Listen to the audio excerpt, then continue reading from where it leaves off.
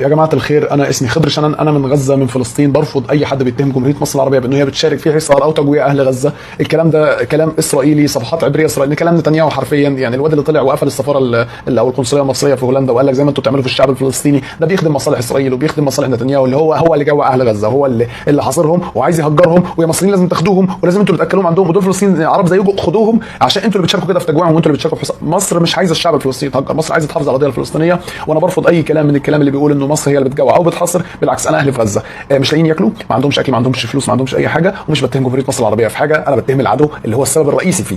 مصر اكتر دوله دعمت القضيه الفلسطينيه على مر التاريخ، باماره حتى المساعدات 90% من المساعدات اللي واقفه في رفح مساعدات مصريه. لو انت مش واخد بالك، كل مؤسسات الدوله المصريه كانت بتلم تبرعات علشان غزه، علشان يدعموا الشعب الفلسطيني ويدعموا صموده.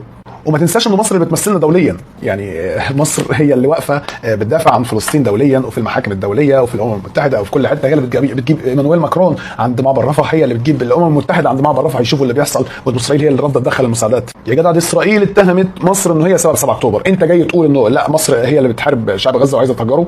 انه ايه، انه لازم يعني مصر تفتح المعبر وتدخل الفلسطينيين على سيناء وانه يقدر ما دخلك شر وخلاص انتهت القضيه الفلسطينيه يا حبيبي، مصر بتحميها. يعني قول كلام واقعي وقول كلام منطقي يا جدعان، ما تافوروش. ركزوا انتوا بتقولوا ايه، افهموا اللي انتوا بتقولوه، ما تقعدوش تسمعوا كلام من اي حد وتقعدوا ترددوه انه ده اللي بيحصل. مش ده اللي بيحصل. الجمهوريه مصر العربيه اكتر دوله وقفت مع فلسطين، والرئيس عبد الفتاح السيسي واقف مع فلسطين وبيدعم الشعب الفلسطيني، هو اللي بيدعم صموده. فشكرا لكم جميعا، ويا رب تكونوا فاهمين اللي انا بقوله كويس. انا ما حدش ضربني على ايدي عشان اطلع اتكلم في الفيديو ده، وانا مش مضطر ان اطلع احكيه، بس عشان انا مستفز من كتر الكلام اللي بيتقال في السوشيال ميديا. فشغلوا دماغكم شويه.